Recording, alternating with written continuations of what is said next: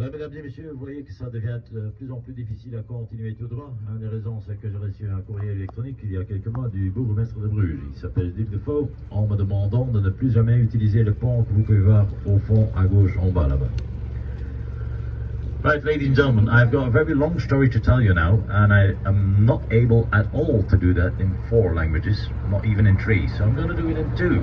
And I'm going to use English and French. And I'm very sorry for the people that don't speak either of both. Okay? But I want to give you some quality time now. Mesdames et messieurs, j'aimerais bien maintenant vous expliquer comment Bruges est devenu si riche. Eh bien, Bruges est devenu riche à cause des moutons. Vous voyez, la terre autour de Bruges était très salée, souvent la mer passait dessus, ben, c'était les seuls animaux que les fermiers pouvaient garder, c'était des moutons. Du coup, on avait plein de moutons, plein de la laine. La laine a une qualité extraordinaire, et en plus les fermiers ne recevaient pas beaucoup d'argent pour leur laine.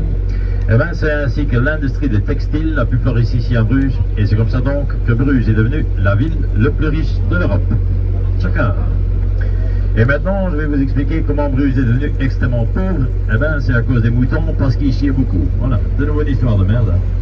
En effet, chier autant que la terre autour de Bruges devenait plus riche, mais les fermiers ne devenaient pas plus riches. Alors les fermiers avaient décidé de mettre des vaches au lieu des moutons. Et vous savez aussi bien que moi, les vaches chassaient encore plus. Mais bon, ça c'était plus vraiment le problème. Le problème, c'est qu'il n'y a plus de laine. Alors on a été obligé de commencer à faire de l'import de laine de l'Écosse et de l'Espagne, et cette laine coûtait beaucoup plus cher, mais c'était de moins qualité. C'est comme ça donc que Bruges a perdu son industrie textile aux villes de Gand et Anvers. Et puis Bruges est devenu pauvre, et pendant 350 années, mesdames et messieurs, Bruges était la ville le plus pauvre de l'Europe. Chacun. Alors il me reste une seule chose à vous expliquer, et c'est comment Bruges est devenu riche de nouveau. Ben ça c'était parce qu'on était pauvre. Et comme on était si pauvres et toutes les autres villes autour de Bruges étaient bien riches, eux ils avaient l'argent à démolir les vieux bâtiments, de mettre les nouveaux, et eux ils me laissaient leurs murs de la ville mettre des routes, mais les Brugeois n'avaient pas de sous.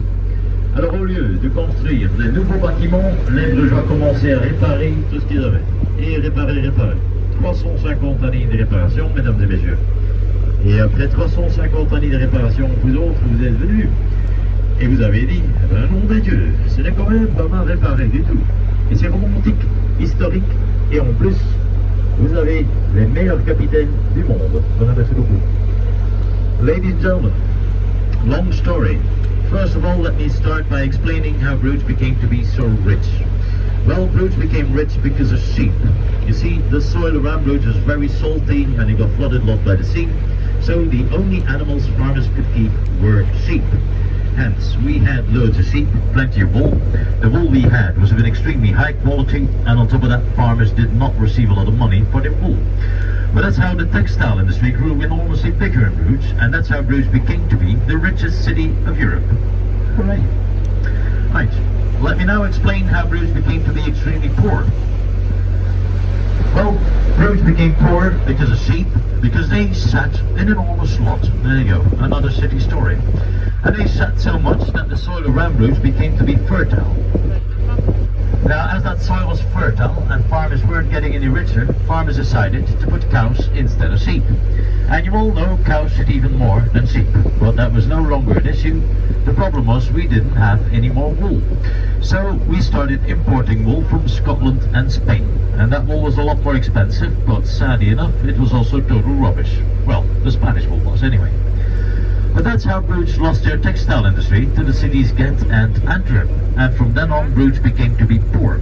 And for 350 years in a row, ladies and gentlemen, Bruges was the poorest city of Europe. Hooray again. Right, and this leaves me one important thing to explain, and that's how Bruges became rich again.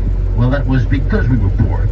You see, the cities around Bruges, they were rich, and they had the money to demolish their old buildings and put new ones on. And they had the money to demolish their city walls and put roads on. Now, Brugians didn't have any money at all. So, instead of constructing new buildings, the Brugians started repairing everything they had. And repairing. 350 years of bloody repairing, ladies and gentlemen. And after 350 years of repairing, you lot came along. You know what you said? Well, you said, blimey, look at that. That's bloody well repaired, isn't it?